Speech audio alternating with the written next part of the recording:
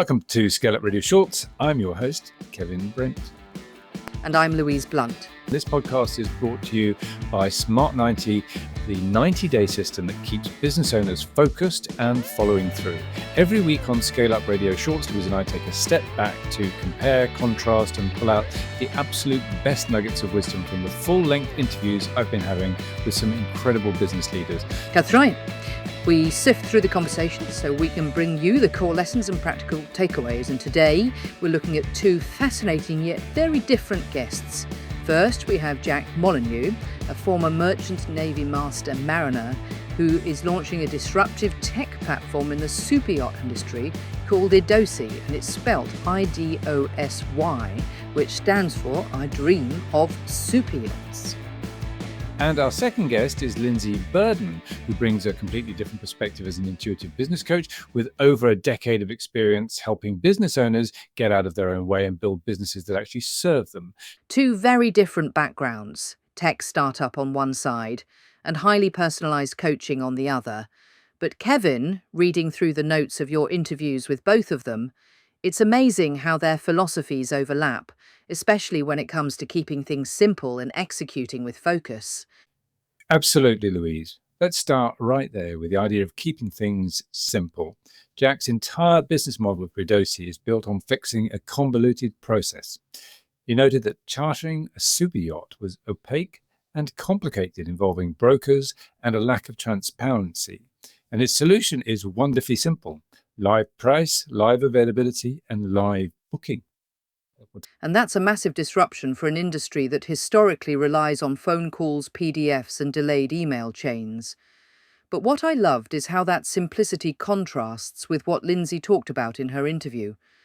She openly admitted that in her early days, she used to call herself the queen of overcomplication. Yes, she said that making things complicated was almost a distraction tool. If she was busy doing complex things, she could convince herself she was being successful, even if it wasn't moving the needle.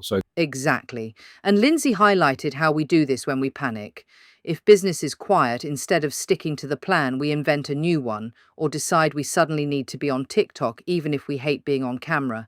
She calls it losing sight of your sat-nav destination. Jack could have easily fallen into this trap with his software build. Software development is notoriously complex, but he kept his developers completely focused on that core trio: price, availability, booking. Right? Jack mentioned that as a small team, you can't always focus your time on the shiny new things. You have to focus on the bit that actually brings in revenue. He also had a great piece of advice about managing teams, specifically software developers. Keep the conversation flowing, and if you have bad news, deliver it fast. Which segues perfectly into how both of them view leadership and team dynamics. Jack made a profound point about putting the right team around you when you're a founder. He said you absolutely need someone on your team who is willing to say no to you. Founders can be highly convincing and have strong conviction, so you need people comfortable enough to challenge you and ask, "Are you really sure?" I thought that was incredibly mature for a first-time tech founder, but it makes sense given his background. So he became a master mariner by the age of 26, managing multi-million pound assets and crews of upwards of 100 people across the globe. He knows the value of strong operational teams. And Lindsay looks at the team dynamic from a different angle, specifically for scaling business owners. She talked about the transition from being a solopreneur wearing all the hats to suddenly having staff. Her warning was stark: get ready, because you will spend a lot of time dealing with staff challenges. Yes, she noted that nobody will ever care about your business quite as much as you do, but she also pointed out that you can't just hire a team of doers. You need a balance. You need the reliable doers who finish on time and go home, but you also need people who can use their initiative, lead teams, and be innovative. It's that transition from being the entrepreneur with all the ideas to becoming a founder who can set the intent and delegate the details. And speaking of execution, this is where we get to my favourite part of Lindsay's interview, and it ties right back into what we do here at Smart 90. I know exactly where you're going with this. The 90-day plan. Yes, Lindsay is a massive advocate for 90-day plans. She said it's the absolute sweet spot for execution. It's long enough to actually get something meaningful done, but short enough to keep you highly focused. Which is the entire philosophy behind Smart 90. If you try to plan out the whole year at once, it's like trying to eat an elephant at once, and you just get overwhelmed. But if you tuck it down into a 90-day rhythm, you get visibility and momentum, and you get started as well. And Lindsay said that when people don't have this rhythm, they get bogged down in the doing and they lose control of their business, ending up with what she calls an octopus where tentacles are flying everywhere. And we saw Jack apply this kind of focused execution in his fundraising journey. Raising capital was completely new to him, but instead of getting overwhelmed by the big picture, he broke it down. And he gave such brilliant advice for anyone raising money. Start with a friends and family round. That was a fantastic insight. His reasoning was bulletproof. If you can't convince the people who love you and know you that your idea is right, you're going to really struggle to convince strangers. It builds your own confidence and momentum. And he also had to learn to deal with rejection. He said you have to adopt the mindset that every no is just one step closer to the next yes. People will say no because you're too early, too late, or they don't like the equity structure. But by paying attention to who was saying yes, he found his ideal audience. He realized that 13 out of his 15 investors were actually super yacht captains. They understood the pain points of the industry intimately and got his vision straight away. Which perfectly mirrors Lindsay's point about knowing your ideal client and understanding your value. Finding the people who get it is crucial. Lindsay shared some brilliant and quite tough advice on pricing your services. Oh, her advice on pricing was absolute gold.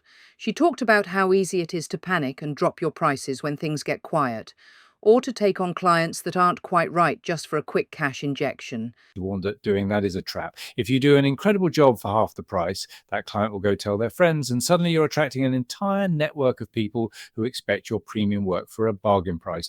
It's a race to the bottom. She challenged business owners to stop pricing by the hour.